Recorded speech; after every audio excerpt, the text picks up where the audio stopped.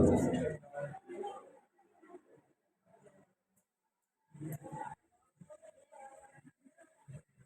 بالله من الشيطان الرجيم. بسم الله الرحمن الرحيم. السلام عليكم ورحمة الله وبركاته.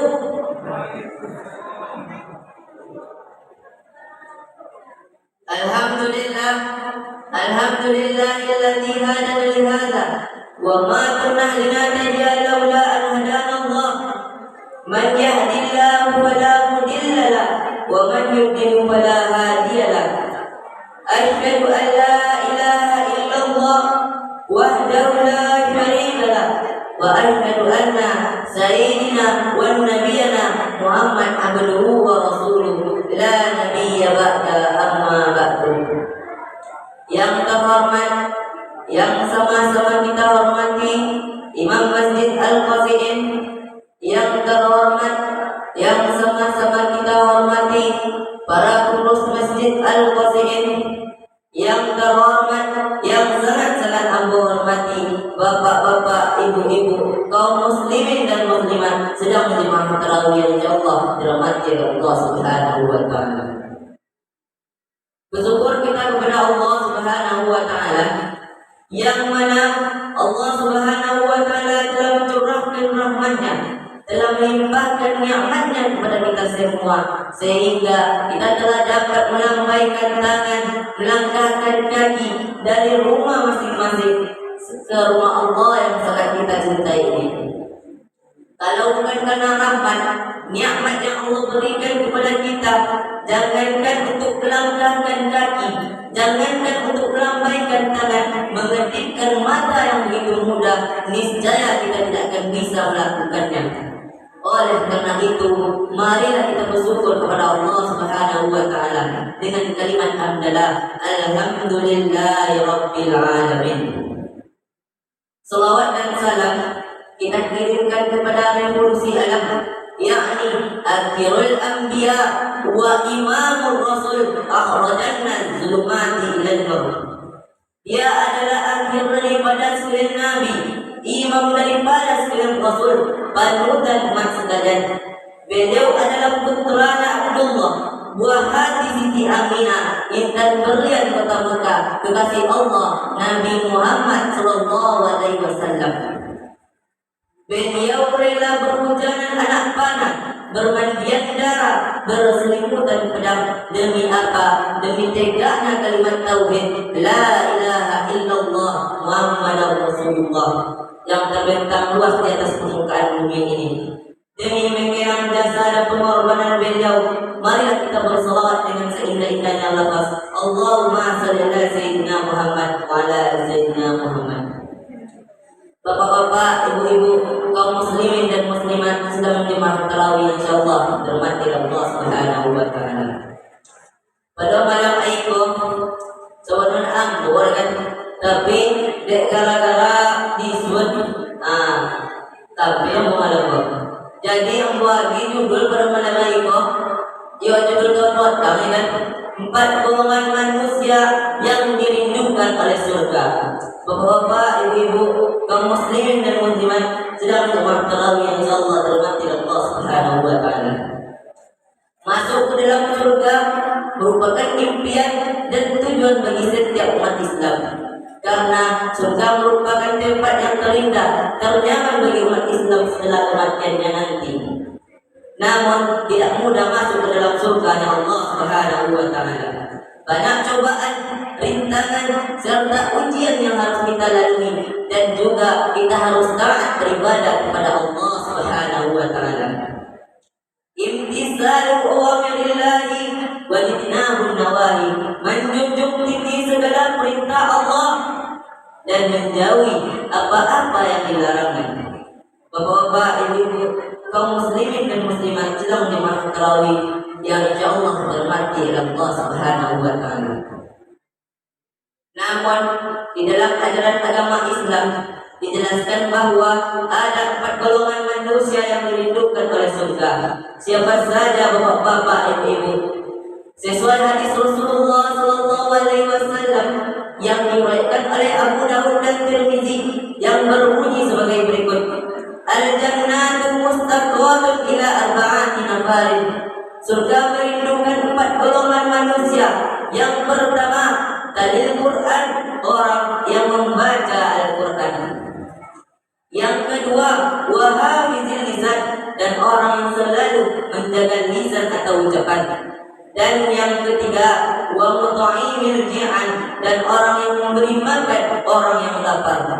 Dan yang keempat, wasaimi fi syahri Ramadan, dan orang yang berpuasa di bulan suci Ramadan. Bapak-bapak, ibu-ibu, kaum muslimin dan muslimat sedang jemaah tarawih insyaallah dirahmati Allah Subhanahu wa taala. Yang pertama, talil Quran, orang yang membaca Al-Quran. Allah Subhanahu wa taala menurunkan kitab suci Al-Quran kepada Nabi Muhammad sallallahu alaihi wasallam untuk memimpin umat manusia. Peristiwa turunnya Al-Quran kepada Nabi Muhammad sallallahu alaihi wasallam dikenal dengan istilah nuzulul Quran.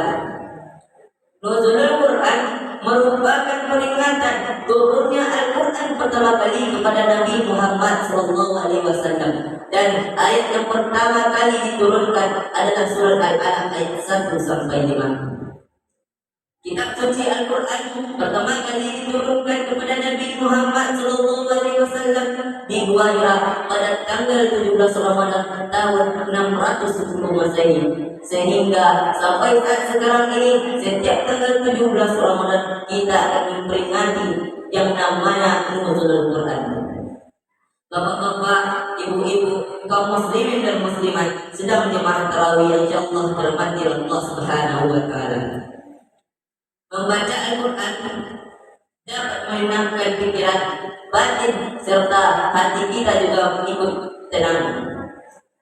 Membaca Al-Quran adalah perdagangan yang tidak akan pernah merugi, sebagaimana yang dituangkan di dalam kitab suci Al-Quran surah Al-Fatir ayat 29 sampai 30 yang berbunyi sebagai berikut. Bismillahirrahmanirrahim. Alladzina yatluna kitabullah wa aqamus salata wa anfaqu mimma razaqnahum sirran wa laniyatan yarjuna tijaratan lan tabur. Sesungguhnya orang-orang yang selalu membaca kitab Allah dan mendirikan salat dan menafkahkan sebagian rezeki yang telah kami anugerahkan kepada mereka dengan diam-diam atau terang-terangan, mereka itu mengharapkan perniagaan yang tidak akan pernah rugi.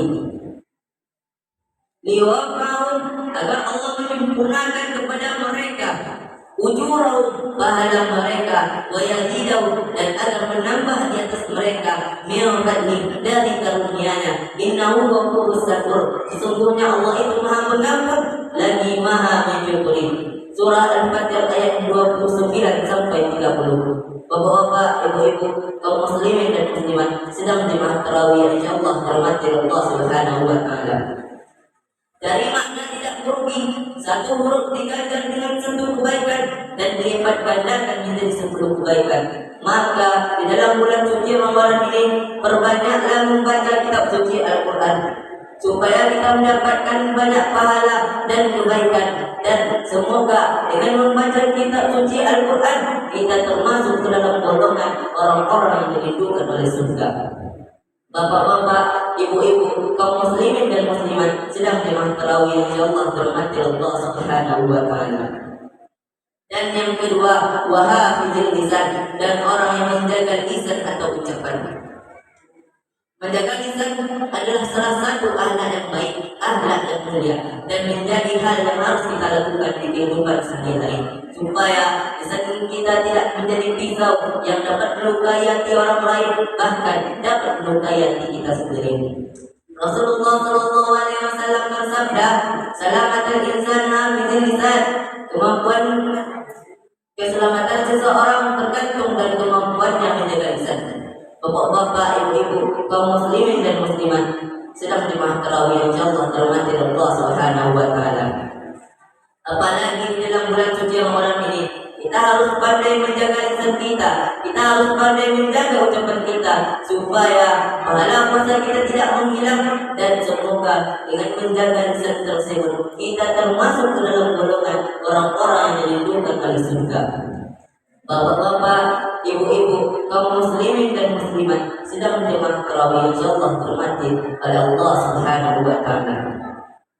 Dan yang ketiga, wa muta'imil ji'an, dan orang yang memberi makan orang yang lapar. Rasulullah sallallahu alaihi wasallam bersabda yang artinya barang siapa yang memberi makan kepada seorang mukmin hingga membuat yakin dari rasa laparnya, maka Allah Subhanahu wa taala akan memasukkannya ke dalam salah satu pintu surga yang tidak pernah dimasuki oleh orang lain. Makan dan minum adalah salah satu kebutuhan pokok yang harus dipenuhi oleh semua orang. Tidak terpenuhinya makan dan kebutuhan pokok makan dan minum akan mengganggu pada daya tahan tubuh serta imun seseorang. Maka akibatnya banyak masalah kesehatan yang terjadi karena kurangnya asupan makanan yang diperoleh oleh tubuh. Jikalau kita hanya berpuasa sampai azan maghrib, di luar sana banyak orang yang menahan dosa laparnya sampai tengah malam, bahkan ada yang sampai pagi. Apakah kita pernah peduli tetangga kita atau gelandangan di sekitar rumah kita belum makan sedikit pun, sedangkan kita bersama keluarga kita diberikan kenikmatan oleh Allah Subhanahu wa taala untuk mencicipi hidangan yang enak setiap harinya. Bapak, ibu-ibu, kaum muslimin dan muslimat sedang menjemaah tarawih insyaallah dirahmati Allah Subhanahu wa taala. Kita seorang muslim dan manusia yang fitrahnya memiliki belas kasih. Kita bertanggung jawab atas keadaan saudara-saudara kita di luar sana. Islam adalah agama yang mengajarkan kasih sayang, tolong menolong serta saling bertanggung jawab di antara sesama. Rasulullah Shallallahu Alaihi Wasallam mengajarkan salah satu suri teladan, yaitu memberi makan bagi tetangga atau bagi mereka yang merasa lapar.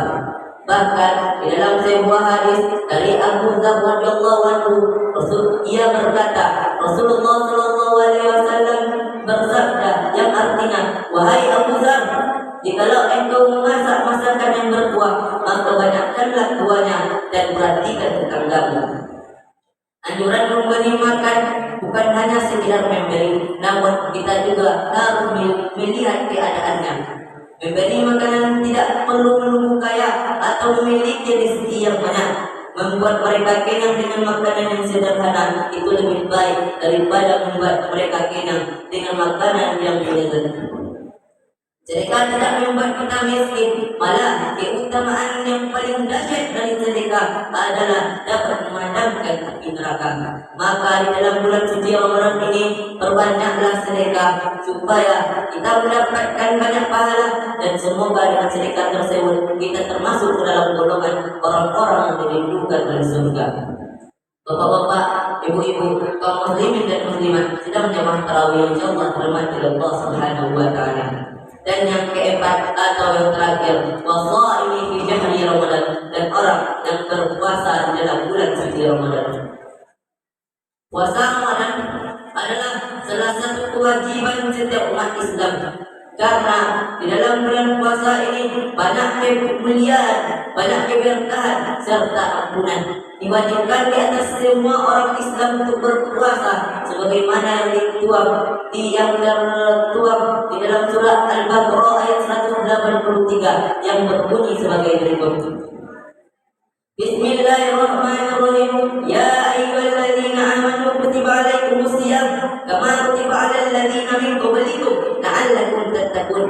Wahai orang-orang yang beriman, diwajibkan berpuasa di atas kamu sebagaimana orang-orang yang terdahulu agar kamu bertakwa.